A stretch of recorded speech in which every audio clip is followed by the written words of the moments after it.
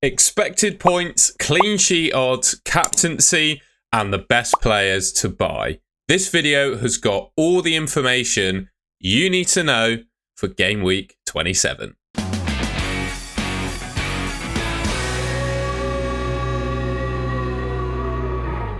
Alright then, we're going to start off by talking about the best players in each position for expected points according to DraftHound.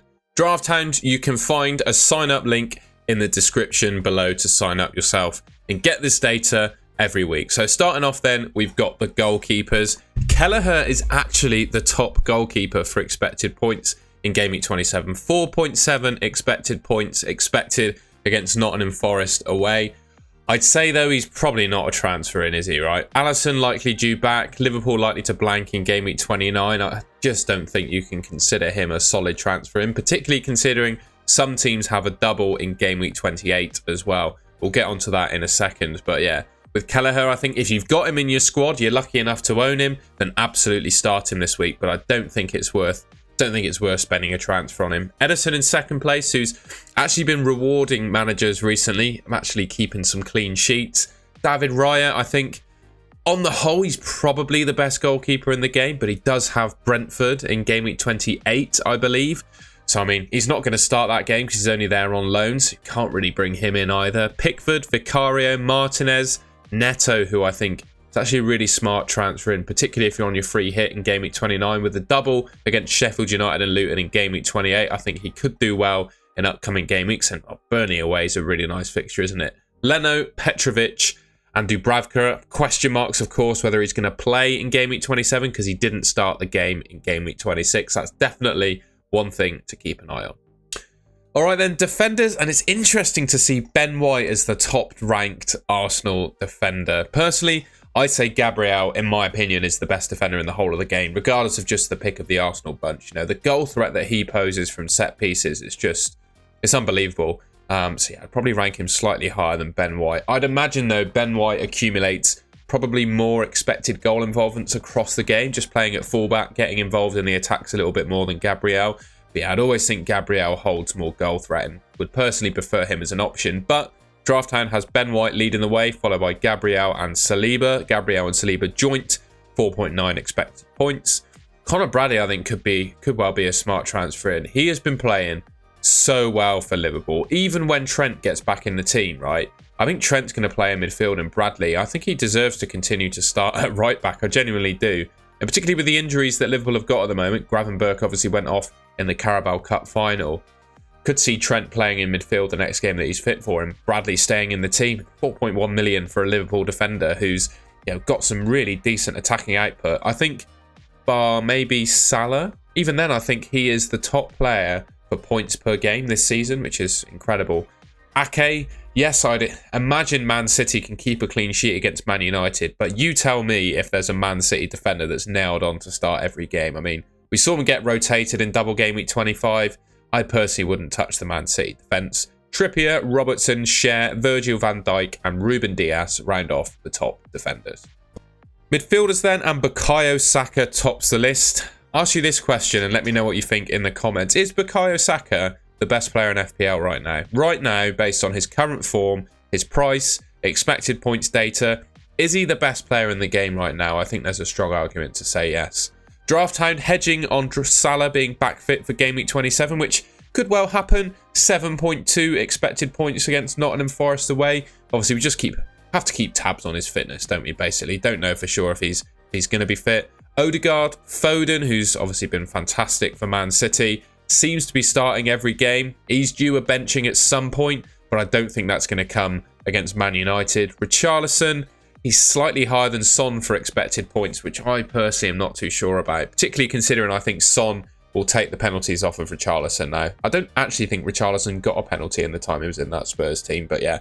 Richarlison's also, I'd raise a question as to who's going to play on the left and who's going to play through the middle. I think both players have the ability to do both. I think maybe Postecoglou will favour Son through the middle just because he is a slightly better player. Luis Diaz is a pretty shrewd pick for a Liverpool midfielder. I think probably going to play most of the games considering the injuries they've got. Kai Havertz, Cole Palmer's back up there, and Pascal Gross round off your top midfielders. On now to the forwards, and just by looking at this list, you can tell that for once, Erling Haaland is not the top player this week for expected points, and it's not actually close. Although I would say he's got a fantastic record against Man United, and Man United are looking pretty poor at the moment. I'd actually suggest, like, defensive-wise, Man United and Sheffield United are of a similar level at the moment. Sheffield United are probably, defensively at the moment, sort of mid-table under Wilder. If you look at their expected goals conceded stats, they're not actually one of the worst teams in the league. Watkins in second place, Luton away. Decent fixture, of course. He's a fantastic asset. 53.2% ownership now. I mean, there's obviously plenty of reasons to buy him. And he's not going to blank in Game Week 29. Julian Alvarez, I mean, he's due a bench. Well, he got benched in Game Week 26, of course. I mean, could he be benched again in Game Week 27? Probably not. I would expect him to play against Man United. Solanke, Darwin Núñez, Tony, Morris, Fofana of Burnley, Gabriel Jesus, and Muniz of Fulham. There's just no way, in my opinion, you can get him in. You know, there's probably three strikers, multiple strikers that are better than him. But at 4.4 million, he is by far and away the best budget striker at the moment, I would say. And yeah, a bit of chat about the captaincy. Looking at the expected points data alone, obviously, Saka takes a big lead this week. In fact, I think the data had been updated since I did the forward. So you can see Haaland there, 7.6 expected points. Saka, 8.2 and 7.2 when I took the screenshot. Literally, as I was doing this video, the data changed as I was taking the screenshots of these views. So apologies that it's a bit different, but you at least still get a good idea of the fact that Saka is well and away ahead in terms of expected points. I would question if Haaland is still the better captain though. He just has such a good record against Man United. I remember last season there was one game where I hedged against him, and it was where he played Man United at Old Trafford. And he absolutely destroyed them. And I didn't have him as captain. And it plummeted me down the ranks. I'm going to find it really hard to go against Haaland in Game Week 27. Even though Saka leads the way for expected points. I mean, let me know in the comments what you think. I still think I'm going to play it safe. Oh, I say play it safe. I think it is the safe option, isn't it? Going for Haaland. But yeah, let me know in the comments what you plan to do. The final bit of draft time data to go through then. We've got the clean sheet odds for the game week. Teams above 30% are usually the only sorts of players I would consider starting their defenders from, right? So we got Arsenal, Man City, Tottenham, Everton, Liverpool, Bournemouth and Newcastle all above 30% to keep a clean sheet. Aston Villa on 29. Luton are pretty good from an attacking perspective, and Villa are shipping a fair few goals recently, so I'd probably agree with that. And like I said, any team below 30%, I'd hesitate starting their defenders. But yeah, Arsenal, they're looking strong for another clean sheet in Game Week 27. Right then, before I go through all the players I've got down that I think should be considered to buy, we need to look at the fixtures we've got coming up, right? And ultimately, the decision that you make on your transfers this week should be determined by your chip strategy, and mainly if you plan to use your free hit or not in Game Week 29. You know, if you're going to use your free hit in 29, you don't need to worry if the players that you're buying have a fixture in Game Week 29. But if you're not going to use your free hit in 29, then you need to make sure you pick players that play. Otherwise, you screw yourself over, basically. And I know I'm going a bit early with this video before we know the outcomes of the FA Cup results, but hopefully by the Game Week 27 deadline, we should have a lot more solid information on who plays and who doesn't in Game Week 29. But so far, what we can rely on is a few teams that are confirmed to have a fixture. So we got Brentford, Villa, Burnley, Fulham, West Ham and Tottenham, all definitely having a fixture in Game Week 29. And this is from Ben Krellin on Twitter. What he's done very nicely is combined the potential fixtures that could happen in Game Week 29 with their potential of blanking due to FA Cup results based on betting odds. So in reality, the only game that's got less than a 50% chance of becoming a blank is Luton v Nottingham Forest. So I'd say the teams with a guaranteed fixture plus maybe Luton players should be where you're looking if you're not on your free hit in Game Week 29. But if you are on your free hit, I mean, you can go for anyone in the game pretty much because you don't need to worry about whether they play. So I thought that was important to mention before I talk about players to buy. All right, then the first player I wanted to mention is Heung-min Son. Now, regardless of whether you're free hitting or not, I think he's a fantastic player to bring into your team. He is one of the best players in the league, without a doubt. He ticks all of the boxes, in my opinion, of a really good FPL asset. Absolutely nailed to start for his team. Plays 90 minutes, takes the penalties, probably plays centre forwards for Spurs, switching out with Richarlison, who's probably going to go back on the left. And you'd look at his numbers and think, oh, he's massively outperformed his XG. 12 goals compared to 7 XG. But Son is a serial XG overperformer because he is such an elite finisher. And when you look at the fixtures he's got coming up, Crystal Palace, I know they've got a new manager, but they're not the best defensively, right? Aston Villa, they're not the best defensively, continually shipping goals. Fulham, not the best defensively. Luton, not the best defensively. And then West Ham in game week 31. That run of 5 fixtures for Son is really, really nice. And I've spoken about him in my buy and avoid video that I made on Saturday last night. You can check it out if you like. But if you're on Kevin De Bruyne currently, right, I would feel very uncomfortable about him starting any fixtures in future game weeks, particularly considering he's likely to blank in game week 29 as well. Son's cheaper, and you're definitely not going to be tripled up on Spurs, given, you know, the defensive situation that they're in at the moment with Porro and Udogie being injured, the fact that, well, Son's been off to Asia Cup, and they've had a blank in game week 26. I think if you're looking to get rid of De Bruyne, I think Son's your man to bring in for his place, purely because he's got a fixture in game week 29, and, well, his stats are fantastic. He's one of the best players in the league, and all of the fears you'd have about Kevin De Bruyne not starting for Man City, they don't apply to Son for Spurs. You know, he's absolutely guaranteed to play every game, and he's a definite transfer in my opinion, if you're on Kevin De Bruyne.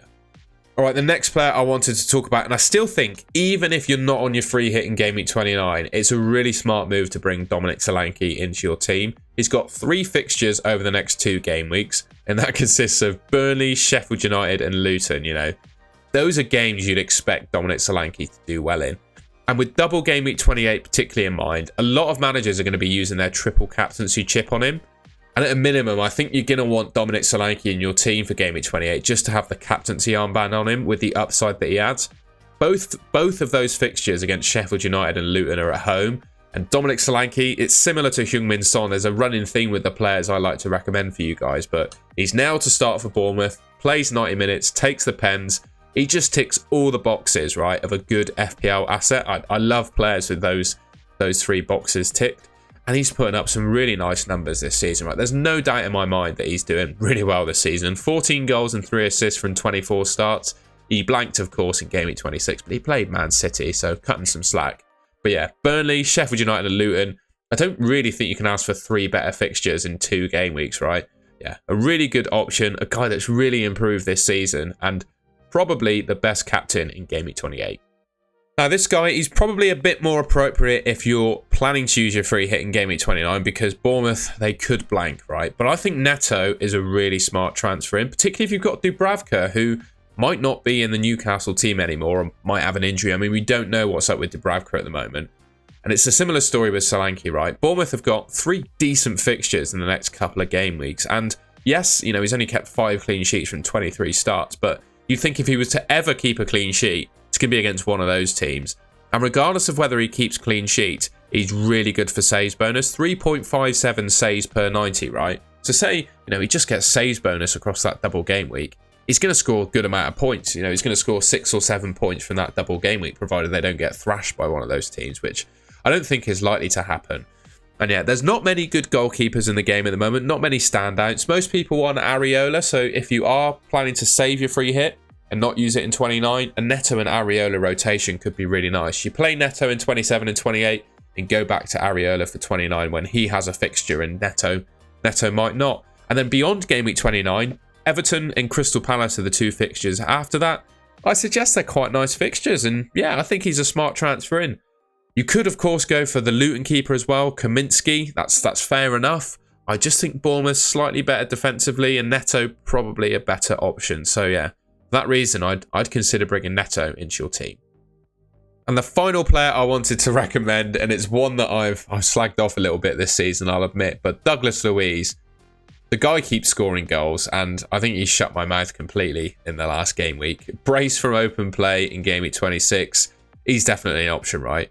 Previously, I just thought he was a boring centre defensive midfielder who just took penalties, and that was how he got all his goals. But the guy has turned into a genuine goal-scoring midfielder.